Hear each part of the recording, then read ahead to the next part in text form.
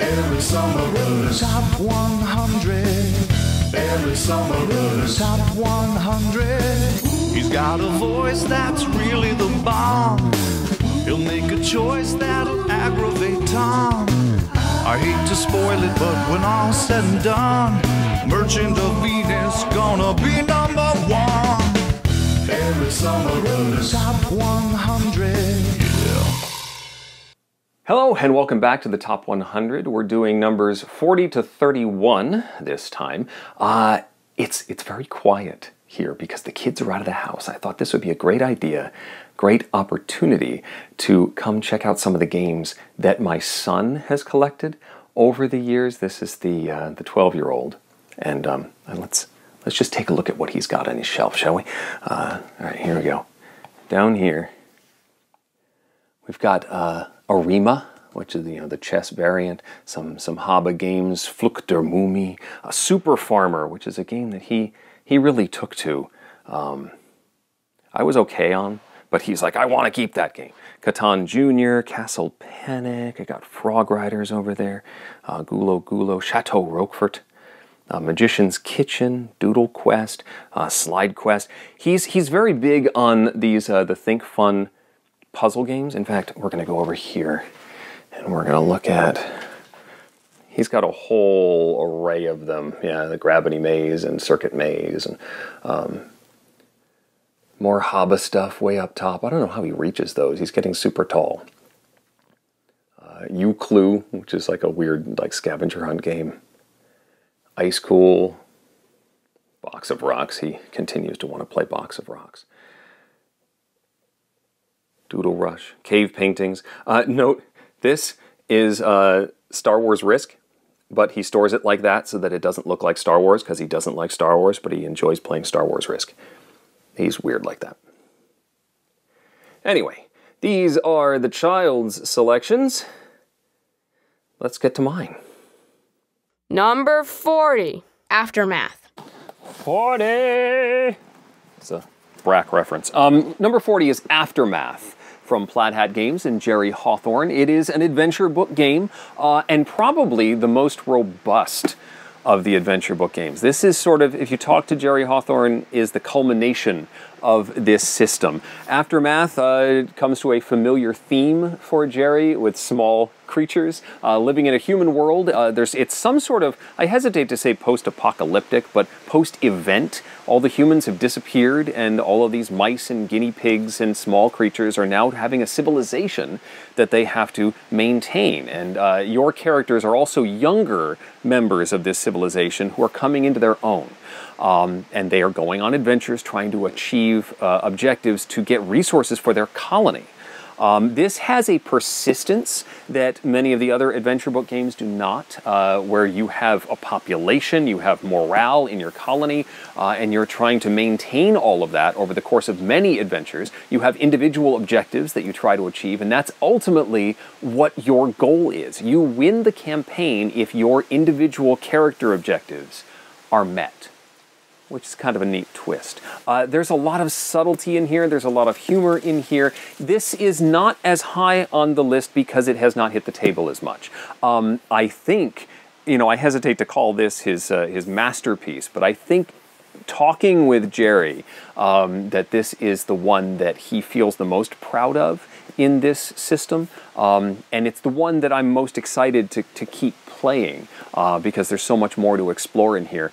You get to fight through a vending machine in here. I mean, what other game lets you battle through a vending machine? Number 40, Aftermath. Number 39, Terraforming Mars. Lots of treasure in this box here. Okay, come on, out you come. Terraforming Mars is, where did it hide? It is number, I just said it to myself, number 39. Should listen to my son giving out the numbers. Terraforming Mars is a terraforming game. It's sort of an area control aspect. You're putting tiles down on the surface of Mars and claiming them for points. You are also building a sort of an engine with a tableau of cards in front of you that you have purchased and drafted and acquired and paid for. that allow you to do the stuff you're trying to do. You've got all of these different resources like energy and heat and money that you're trying to juggle and move around and turn that into your ability to colonize parts of the planet. There's tons of expansions for this, different maps, different goals for you to achieve during the course of the game, different starting conditions. You get a sort of a corporation at the beginning, and if you're playing the advanced version, it's a sort of an asymmetrical starting condition, and that gives you a different way to play it, may push you into a strategy you're not as familiar with or used to. It is heavy, and it can be a long game, but it's a rewarding one, Terraforming Mars. Number 38. Like Gusto.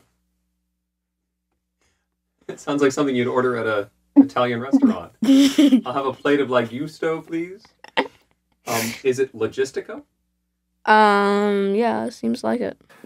Number 38 is probably the most pure pick up and deliver game in my collection. Logistico starts with a big map of 5 different islands, and you have a truck, you have a boat, and you have an airplane, and you are trying to take goods, take colored cubes, and put them on colored discs, which represent the demand for those goods, and those get removed and you get paid. That's about it. You have to work with your economy because every move you make is going to cost you money. So you don't want to do too much on a turn because eventually you're not making a profit. But you also need to do enough that you are making those deliveries before somebody else steals that really quick one that you're right next to. I love Logistico. It is definitely one of my favorites, and it brings me joy that Tom can't win or can't play it without losing money. I think that's really what it is. Anyway, Logistico, well worth tracking down and giving a play. I enjoy it. Number 37. Splendor. Oddly enough, right next to Logistico on the shelf is Splendor. I love this engine building game. It's simple. It works so well. It's an engine building game, but it all boils down to colors and chips. And you are trying to draft these chips to buy tiles, and then those tiles also act as chips that you can then use to buy better tiles later on. So the more of a particular color you get, the more expensive tiles of that color you can buy in the future. And eventually you're trying to purchase nobles. They're not purchasing them. They visit your house, but you take them off the board and no one else can have them. This is the box for the expansions, some interesting twists to the whole system that you can play with. There's also a Marvel version that I have not played with, but it's the same thing except with Thanos. Splendor is a great intro game for playing with your family. Great introductory gateway game to the world of engine building. I love it. Splendor. Number 36. King of Tokyo / New York. Number 36 is a combination selection, and they're right next to each other here on the shelf. That is King of Tokyo and King of New York. They're basically the same game. King of New York adds an extra layer or so of mechanisms where you've got some tanks and populace that you're trying to flip over. And I do like it a lot, but the intro version, King of Tokyo, just has a lot more group appeal. It just hits the table more often. But they're basically the same game. King of Tokyo and King of New York has you playing as some sort of kaiju, giant monster, as you are terrorizing New York, but it's basically a die-rolling attack fest. We've even got the coveted Iron Rook in here. Dice Tower promo. Oh, yes, indeed. I always liked the Cyber Bunny. Cyber Bunny's pretty cool. You can play the king. We've got the panda, alienoids, Cyber Bunny, Mecha Dragon. Actually, Mecha Dragon is my favorite. I want to play with that one. You are rolling dice in that familiar Yahtzee mechanism. 3 rolls, keeping what you want, and trying to get attack symbols, energy symbols, symbols that are going to help you attack the other players, earn energy to buy upgrades to make your monster more nasty and dangerous and fun, and also heal yourself because you're going to take damage. It's a little bit of a King of the Hill concept where one monster is in Tokyo or New York and taking damage from outside, but they are able to attack everybody from the center, and earn points if they can survive around before it gets back to them. It's delicious fun, worked very, very well for families and my kids, and even hunted down the dark version as well recently to see how that one work out. It's a great game. Both of them are great games. Start with King of Tokyo, and if you like it, King of New York is a great addition to the whole thing. They're both number 36. Number 35. Reef. Is it obvious yet that I'm a fan of Emerson Matsuuchi? Reef is next on the list. This is a great little, I guess you'd call it an engine builder. You are creating these coral reefs with lovely plastic colored pieces. They sort of stack up and create this 3D, it's almost like 3D tic-tac-toe, although that's not what you're playing here. But you're creating this structure of coral and trying to get combinations of those coral to score. And this is all done, both the building of the coral and the scoring of the coral is done through the same cards. A particular card will say you get to place this stuff and then score this combination. So setting up for the next scoring card as you play the first is how you do well at this game. And, you know, I don't always do well at this game. But that's the delicious puzzle of Reef. Number 34. Pandemic the Cure. I remember way back in the beginning when I talked about how if a game is significantly different enough from its parent game, then it gets its own listing. That is the case with the dice version of Pandemic, Pandemic the Cure. I love the speed of setup for Pandemic the Cure. It's a cooperative dice rolling game. You're trying to save the world from various diseases, but the diseases are represented by dice in this version, and you're pulling them out of a bag and rolling them, and what you roll, it determines where that die goes. I'll be with you in a second, where that goes, and so the positioning of the cubes is determined by the die roll. So you might pull a black die, and they're not standard dice. They have sort of a distribution to them, so a black may show up in North America more often than other zones, and so it becomes sort of dangerous. They start to cluster in certain areas. And you have your special abilities. You're trying to clear these dice, send them to the CDC, and then figure out a cure, wipe them off the board. But I like this, maybe not as much as its grandparent, as its parent, but it sees table time quite a bit, maybe more often sometimes in certain situations than the board game Pandemic. So that's why it is so high. Pandemic, the Cure. Number 33. Orion. It's been a while since we've had to do one I don't have on hand. My group loves bringing out Orléans. I actually prefer the cooperative version of Orléans, but I will play pretty much any mode possible. Orléans is a bag building game. You acquire chips that go into your bag that represent workers of different types, and you'll pull out a certain number each round and then decide what to do with them. And certain combinations of those will unlock more chips that can go in your bag and move you around the board and all sorts of cool stuff. If you're playing the cooperative version, which is in the first big expansion for Orléans, you are trying to defend against invaders. So you're still doing the same mechanisms, but you're trying to achieve tasks to successfully defend the city as the invaders attack.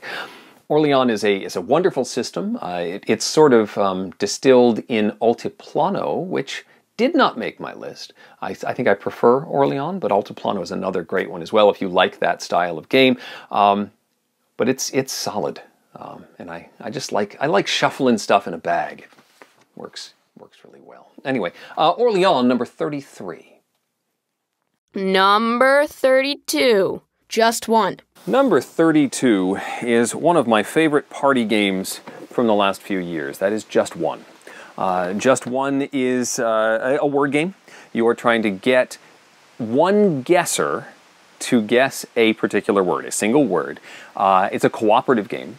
And everybody who is the clue giver has a little whiteboard, and they may give a one-word clue. They do this in secret. They're sort of writing all this down, and then they all reveal their one-word clues, not to the guesser yet, but to each other, and any duplicates are removed. Then the guesser gets to see what the clues are left, and then guess based on what's there. So you have to give a clue that is unique enough that it's not going to be duplicated, but also specific enough to get the person to guess the word. So you have to really think outside the box. It stretches the mental muscles a good bit, and it's also extremely simple to understand. Worked well for my extended family on family game days. My kids really enjoy it, and we've played a lot of it on Dice Tower Tonight as well. It continues to be a favorite on that streaming show. Just one. Number 31. The Crew, Quest for Planet 9. Way down at the bottom of this box is number 31, The Crew, The Quest for Planet 9. Another one that's one of our favorites of the last couple years. The Crew is a cooperative trick-taking game. My son has really taken to this, my elder, the 12-year-old. You have the standard trick-taking concepts. You have several suits of cards, different colors, numbers ranging up to, 13, 15? 15? I don't remember. But there's also a couple of trump cards. There's just a 1, 2, 3, 4 rocket cards that will beat other non-trump cards. And gameplay is much like any trick-taking game you've played before, but you are given some sort of objective. In fact, there's a deck of 50 missions that you are supposed to complete here. And you are often trying to get specific cards to specific people. I might need to make sure you get the 6 of blue. How do we do that? I mean, if you have really good blue cards, maybe that's a really easy thing to do. But if you have nothing but cards below 6, that might be more difficult for you to achieve. And the communication is limited in the game. You can only say, you can put a card on the table and say, this is my highest of this suit, this is my lowest of this suit, or this is my only card of this suit. And that's all the communication you're allowed to do. So how do you make that all work? Ordinarily, I would not recommend this as an introductory trick-taking game. This is sort of playing off of what you know if you are a fan of trick-taking games. However, my kids sort of learned the concepts of trick-taking from this game. We sort of did a few rounds without missions just to get the concepts down, but then they were off and running. And like I said, my 12-year-old wants to play this all the time. In fact, I should probably not put it back in that box and bring it home. Anyway, The Crew, one of my favorites, and debuting on the list. All right, enough invading my son's privacy for this set. That's it for now. Thank you for joining me. We'll see you next time.